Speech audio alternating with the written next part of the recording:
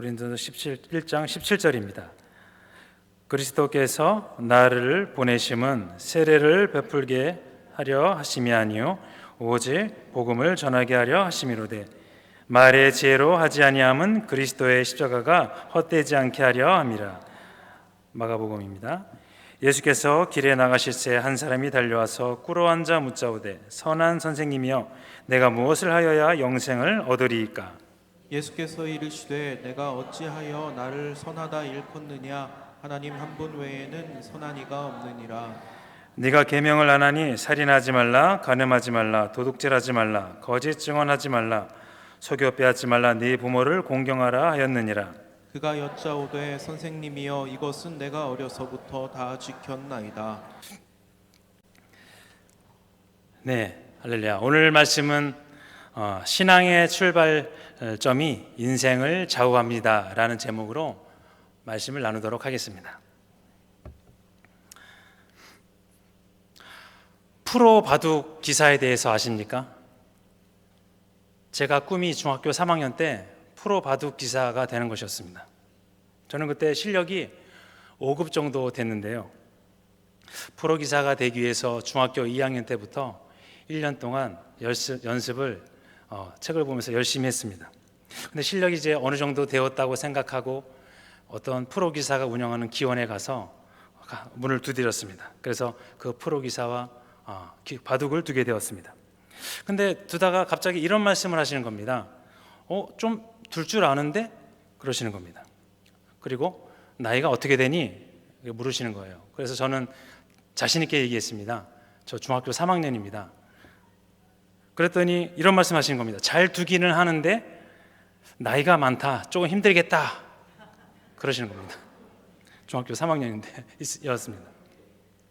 저는 실망하고 그 기원을 나왔습니다. 상처를 입은 것이죠. 제가 나중에 알게 된 것은 뭐냐면 프로 기사가 되기 위해서는 늦어도 초등학교 때부터 시작해야 된다는 것을 알았습니다. 그래서 저는 그 이후로 바둑을 내려놨는데요. 이것입니다. 무슨 일을 해결할 때 실력이 있고 능력이 있고 환경이 열려도 모르면 안 되는 것이 있더라, 이것입니다. 무엇일까요? 바로 핵심입니다. 핵심 파악이죠. 제가 그 핵심을 파악했다면, 즉 그 프로기사가 되기 위해서는 늦어도 초등학교 때부터 시작해야 된다는 것을 알았더라면 시간을 낭비하지 않았을 것입니다. 또 기대하지 않았을 것입니다. 그 아프리카에서는 원숭이를 힘 안 들이고 붙잡는 방법이 한 가지 있다고 합니다. 그것은 나무 상자 안에 바나나를 넣고 상자를 닫은 후에 구멍을 뚫고 원숭이 앞에 가져다 놓으면 원숭이가 처음에는 사람을 못 믿다가 호기심에 못 이겨서 손을 그 구멍 안으로 넣어서 바나나를 잡는다고 합니다. 그런데 그 바나나를 잡으면 이제 들어갈 때는 괜찮지만 뺄 수가 없다고 합니다. 그걸 빼면 되는데 손에 빠지지 않기 때문에 바로 잡을 수 있다는 거죠. 금붕어 얘기를 또 하겠는데요. 금붕어는 먹을 거를 주면은 계속 먹는다고 합니다. 그것을 배부르면 그만 먹어야 되는데 주는 대로 계속 먹어서 나중에 배가 불러서 터져서 죽는다고 하는 그런 이야기가 있습니다. 그래서 이 두 가지, 원숭이와 물고기는 공통점이 있습니다. 바로 무엇입니까? 바로 욕망이죠. 욕심입니다. 원숭이가 손만 놓으면 도망갈 수 있는 거를 금붕어가 먹이를 그만 먹고 가면 살아날 수 있는 것을 욕심 때문에 못하는 거죠. 자, 그런데 문제가 있습니다. 원숭이만 그런 것이 아니고 물고기만 그런 것이 아닙니다. 원숭이만, 금붕어만 탓할 것이 아니죠. 바로 우리 만물의 영장인 사람이 그렇다는 것입니다. 사람은 바나나와 물고기 먹이를 먹는 것은 아니지만 재물의 욕심과 명예에 집착합니다. 이 욕심에 끌려다니는 것은 바로 마귀에게 속는 것입니다. 그래서 이생의 자랑, 안목의 정욕에 따라 끌려다니게 됩니다. 결국 멸망하게 되죠. 오늘 고린도전서 1장에 고린도 교회를 살펴보기 원합니다. 고린도 교회는 근데 잘하는 것이 있었습니다. 5절인데요. 같이 읽도록 하겠습니다. 시작. 이는 너희가 그 안에서 모든 일, 곧 모든 언변과 모든 지식에 풍족함으로 라고 말씀합니다. 무엇입니까? 모든 지식과 능력, 언변이 출중했다고 말합니다. 그런데 한 가지 문제가 있었습니다. 너무 지식과 능력이 출중해서 분쟁이 많았다는 것이죠. 11절입니다. 같이 읽도록 하겠습니다. 시작. 내 형제들아, 글로의 지편으로 너희에 대한 말이 내게 들리니 곧 너희 가운데 분쟁이 있다는 것이라. 네, 그렇습니다. 어떤 사람은 바울에게, 어떤 사람은 게바에게, 어떤 사람은 아볼로에게, 어떤 사람은 그리스도에게 속한 자다. 이를테면 정도의 차이가 있습니다만 오늘 우리나라 사회로 말하면 야당과 여당이 갈라져서 자기 주장을 내세우는 것과 똑같습니다. 그런데 그러한 문제가 교회 내에서 있었다는 게 문제입니다. 하나님 보시기에는 좋아 보이는 것은 아닙니다. 왜일까요?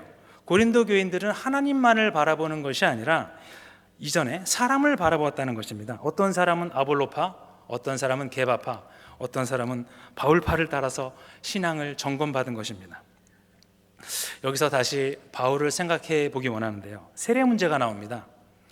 바울은 자신 있게 말합니다. 고린도전서 1장 14절에 바울은 나는 그리스보와 가이오 외에는 어느 누구도 세례 준 적이 없다고 합니다. 17절입니다. 우리 같이 읽도록 하겠습니다. 시작. 그리스도께서 나를 보내심은 세례를 베풀게 하려 하심이 아니요 오직 복음을 전하게 하려 하심이로되 말의 지혜로 하지 아니함은 그리스도의 십자가가 헛되지 않게 하려 함이라 라고 말합니다. 할렐루야. 여기서 바울의 신앙의 핵심을 우리가 파악할 수 있습니다. 그 바울은요, 신앙의 포인트를 정확히 알고 있었던 사람입니다. 다른 사람들이 분장하고 있는 동안 오직 그의 관심은 영혼 구원을 위한 복음 전파에 관심이 쏠려 있었습니다. 분파를 갈라서 정쟁을 하고 분쟁을 하는 것이 아니고 신앙의 본질이 무엇인지를 향하여 다름질 쳤던 그 사람이 바로 바울이었습니다. 무조건 논쟁하는 것이 핵심이 되어서는 안 됩니다. 우리의 핵심은 바로 이것이죠. 베드로전서 1장 9절에 믿음의 결국은 영혼 구원이라고 말씀합니다. 즉 믿음의 행보는 영혼 구원과 관련이 있어야지, 오늘 고린도 교회의 분쟁이 영혼 구원과 관련이 있었다면 모르겠으나 어떻습니까? 그러나 바울처럼 우리가 하는 언행이 결국 영혼 구원과 관련이 없다면 우리는 우리의 삶을 다시 한번 살펴봐야 한다는 것입니다. 오늘 그런데 고린도 교회의 분쟁은 영혼 구원과는 상관이 없었습니다. 무엇일까요? 바로 사람을 앞세워서 하나님을 믿는 이중적인 것이었습니다. 그러면 핵심은 무엇입니까? 바로 예수 그리스도입니다. 그러니 오늘 고린도 교회는 분쟁을 일삼았다는 것입니다. 세례를 누구에게 받느냐가 중요했습니다. 세례가 어떤 것입니까? 주님을 믿고 하나님 앞에, 사람 앞에 내가 그리스도와 함께 죽고 이제 새 사람으로 살겠다는 일종의 맹세입니다. 하나님 앞에, 사람 앞에 선언하는 것이죠. 그 의식을, 그 세력을 불리기 위해 고린도 교인들은 이 일을 이용했다는 것입니다. 오늘 그래서 바울은 말하기를 내가 그리스도와 가이오 외에 세례를 주지 않는 것을 감사하게 생각한다, 이렇게 말하고 있습니다. 세례 의식은 정말 신령한 것인데 고린도 교인들은 아볼로나 게바를 앞세워 자기 세례를 통해 분리를 하는 것이죠. 바울이 이것을 보고 이것은 아니다 하고 고개를 내젓고 순수한 신앙으로 혼자 돌아섰던 것입니다. 그래서 우리의 삶은 핵심이 필요합니다. 모든 것이 핵심이 있습니다. 공부할 때도 핵심이 있고요, 일할 때도 핵심이 있습니다. 그리고 인간관계에서도 핵심이 있습니다. 그럼 우리는 어떤 핵심을 가지고 나아가야 할까요? 성경에는 이런 말씀을 합니다. 형제가 연합하여 동거함이 어찌 그리 선하고 아름다운고. 지금도 지구에는 분쟁하는 곳이 많이 있습니다. 즉 같은 민족끼리 싸우는 것이죠. 우리나라도 지금 서로 싸우진 않지만 서로 대치 중에 있습니다. 연합함. 사실 주님께서는 형제와 다투거든 화해하고 예물을 드리라, 이렇게 말씀합니다. 예물 중요합니다. 예배 중요합니다. 그러나 먼저 해야 할 게 뭐냐면 바로 연합함, 화해하라고 하십니다. 이것이 핵심이죠. 세례도 마찬가지입니다. 세례가 얼마나 중요한 의식입니까? 오늘 그것보다 오늘 바울이 말한 복음 전파, 즉 믿음입니다. 믿음 후에 세례, 물 세례도 있고 성령 세례도 있는 것이지 세례 후에 믿음이 있는 것이 아닙니다. 본질을 망각한 채 오늘 핵심을 놓치고 고린도 교인들은 방황하였습니다. 그래서 바울에게 책망을 받죠. 진정한 신앙으로 남기 원했던 바울은 그러나 모든 것을 내려놓은 채 자기의 길을 묵묵히 걸어갑니다. 모든 것을 뒤로한 채 걸어가는 거죠. 세례를 통하여 이 사람 저 사람에게 세례를 주어서 명성을 얻을 수도 있었고, 세례를 주고 파당을 만들어서 더 편하게 살 수도 있었는데 그런 것을 뒤로한 채 자기 길을 묵묵히 갑니다. 두 번째인데요, 이번엔 내려놓음입니다. 사람은 실수하게 됩니다. 오늘 마가복음 10장 본문에 보니 한 부자 청년 이야기가 나옵니다. 그는 예수님 앞에서 이런 말을 합니다. 선한 선생님이여, 내가 어떻게 하여야 영생을 얻을 수 있습니까? 그러자 예수님이 말씀하십니다. 살인하지 말라, 간음하지 말라, 쭉쭉쭉 얘기하시다가 끝에 네 부모를 공경하라, 이렇게 말씀합니다. 그러자 나이가 어린 청년이었지만 그동안 지킬 것을 다 지키고 율법에 충실했던 그 자가 하나님 앞에 그동안 부끄러움 없이 살았다고 얘기하니 예수님이 또 이런 말씀을 하십니다. 한 가지 빠뜨린 것이 있다. 내 재산을 다 팔아 가난한 자에게 나누어 주라 말씀합니다. 성도님들, 무엇일까요? 그렇습니다. 내 재산을 다 팔아 가난한 자를 도우라 말씀합니다. 예수님은 상당히 어려운 요구를 하십니다. 그래야 영생을 얻을 수 있다, 이렇게 말씀합니다. 아니, 구원은 믿음으로 얻을 수 있다고 하셨는데 재산을 팔아서 나누면 영생을 얻을 수 있다, 어떻습니까?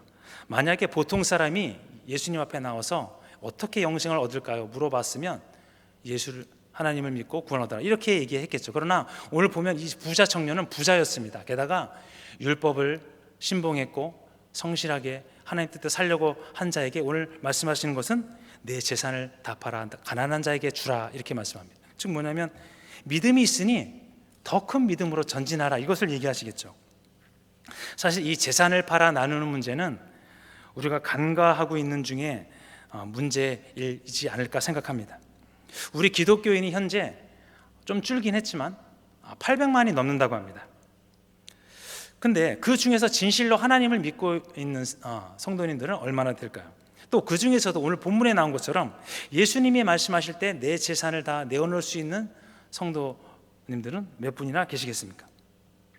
물론 오늘 여기 나오신 성도님들은 예수님이 앞에 나타나셔서 재산을 다 바쳐서 이웃에게 나눠주라 하면 다 순종하실 분이시죠. 그러나 혹 여기 나오신 분 중에서 혹 부자 청년처럼 예수님의 말을 듣고 돌아가실 분도 계실 줄 믿습니다. 오늘 부자 청년은요, 믿음이 있었습니다. 그런데 예수님의 말을 듣고 슬픈 기색을 하면서 돌아갑니다. 그렇지만 오늘 우리 많은 사람들도 내가 마음을 나는 비우고 살고 있어, 신앙생활 아주 잘하고 있어, 이렇게 생각하시는 분도 계십니다. 제가 28살 때 일인데요, 제가 이전 교회에서 그때 성가대 봉사를 했습니다. 그런데 어느 날 연습 도중에 지휘자 집사님께서 제게 이런 말씀하십니다. 지하 라커룸에 가서 내 주민등록증 좀 가져다 주세요, 이렇게 말씀하십니다. 저는 밑에 라커룸에 내려가서 갔습니다. 그런데 옷이 한 15벌 있는 거예요. 이제 남자 성가대 대원들 옷이겠죠. 저는 그 옷을 그래서는 안 되지만 다 뒤졌습니다. 근데 제가 어느 옷을 뒤지다 보니 뭔가 잡히는 거예요. 지갑이구나, 됐구나. 딱 그것을 들고 하는데 떨어뜨렸어요. 근데 그 떨어뜨린 거 근데 자세히 보니 지갑이 아니었습니다. 무엇이었을까요? 담배값이었습니다. 그 담배의 주인은 제가 평소에 좋아했던 집사님이셨고, 또 믿음 생활도 잘하시고 인간관계도 잘하시고 봉사도 잘하셔서 참 인기가 많은 분이셨는데, 저는 그때 그렇게 생각했습니다. 믿음이 있다고 하더라도 완전한 것은 아니구나. 또 그리고 성가대 정도 하시면 그래도 담배 정도는 끊으셔야 할 텐데, 이렇게 생각을 했습니다. 그렇습니다. 우리는 신앙생활 잘 한다고 하면서도 완전히 내려놓지 못할 때가 있습니다. 즉 신앙생활을 잘 한다고 하면서도 막다른 골목이나 또 극한 상황에 가면 원래의 본성이 드러날 때가 있습니다. 또 자기의 이익이나 또 이해관계가 얽혀 있을 때는 욕심이 나타나기도 하는데요. 이것은 뭐냐면 바울이 말한 바로 육신의 정욕이 나타나는 것입니다. 아담이 범죄한 이후로 사람들은 내려놓음, 즉 비움을 이것을과 많은 사투를 벌이며 싸워왔습니다. 그 문제를 정복한 사람도 있고 그 문제에 넘어진 사람도 있습니다. 또 그렇습니다. 또 이것을 정복했다는 사람도 일평생 이것을 싸우다가 다시 이 문제로 힘들어하는 사람도 있습니다. 사실 그래서 이 문제를 우리가 다 해결할 수 없기에 우리는 이것을 주님과 함께 싸우며 이겨나가고 있습니다. 평생 사실 우리가 이것과 내려놓음과 싸우지 않으면 마치 파도에 배가 쓸려 나가듯이 배가 쓸려 나가게 되는 거죠. 모세도 마음을 비우는데 40년이 걸렸습니다. 사실 그래서요, 우리가 마음을 비울 때, 비우게 되면 하나님이 그때서부터 우리를 사용하시기 시작합니다. 사실 우리가 연약해서 부족해서 우리를 사용하시지 않는 게 아닙니다. 우리 인간은 다 연약하고 부족합니다. 그러나 우리가 마음을 완전히 내려놓을 때 그때부터 하나님이 일하시고 사용하시는 거죠. 우리가 마음 비우고 하나님을 바라보고 살지 않으면 하와처럼 되는 것입니다. 먹음직도 보암직도 지혜롭게 할 만큼 탐스럽게 할 그 말에 쉽게 넘어가는 것입니다. 그러한 유혹들은 우리의 주위에 너무나 많죠. 또 사람들은 이야기합니다. 우리가 이제까지 버리고 살아왔는데 우리가 또 언제까지 버리고 살아야 되는가, 이런 질문이 생길 수 있습니다. 그런데 오늘 저희 교회 2024년도 표어가 여기 보이시죠? 비움, 채움, 나눔입니다. 저는 이 표어를 상당히 좋아하는데요. 왜냐하면 정말 잘 지었다고 생각합니다. 왜냐하면 우리의 신앙생활을 한 문장으로 참 잘 표현하지 않았나, 좀 그렇게 해서 이 문장을 되게 좋아하는데요. 맞습니다. 그 첫 번째가 여기 나오는 비움입니다.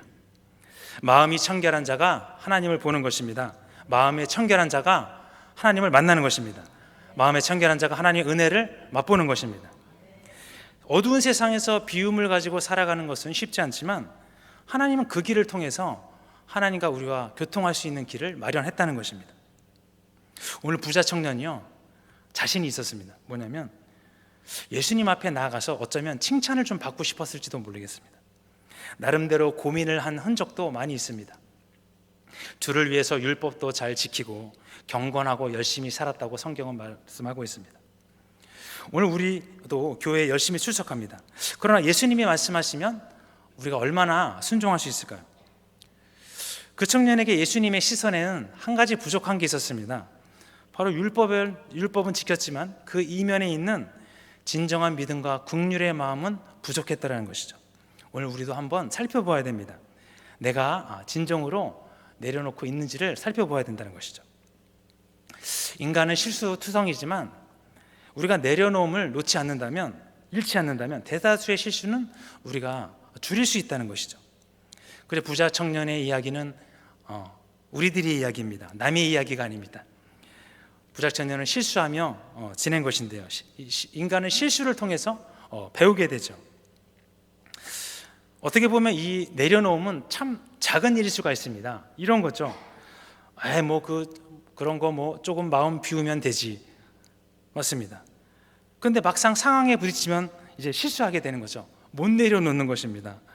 교회에서도 봉사하고 헌신도 봉사도 내려놓음이 우선입니다.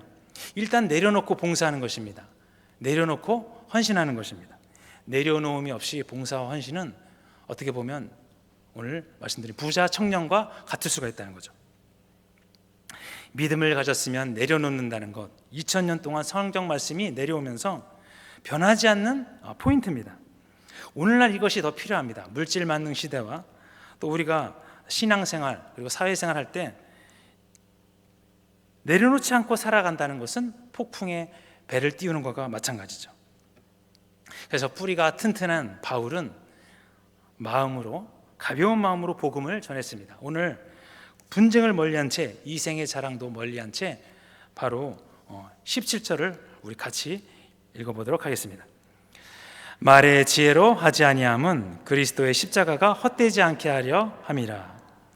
여기서 그는 자기 생각도 내려놨다는 것을 알 수 있습니다. 내 생각으로 하면 십자가가 절대 안 나타난다, 이렇게 바울은 믿고 있었죠. 분쟁이 있던 고린도 교회가 얼마나 많이 많았을까요? 언변이 능한 사람이 많고 지식이 많은 사람이 많은데 말이 많습니다. 지식으로 뽐내는 사람이 있었어요. 서로 나서서 분쟁한 것입니다. 그러나 바울은 언변이 아니고 지혜가 아니고 지식이 아닌 십자가만 전한 거죠. 그래서 바울의 버림은 많은 사람들로부터 본이 되죠. 또 있습니다. 버려야 할 게 많이 있어요. 내 생각도 버려야 되고, 화냄, 분냄, 또 혈기도, 미움, 시기, 다툼, 또 사람들의 인정 다 내려놓아야 됩니다. 이 모든 건 내려놓고 입성하는 곳이 천국입니다. 자, 그래서 내려놓음은 마라톤에서 출발점과 같은 거예요.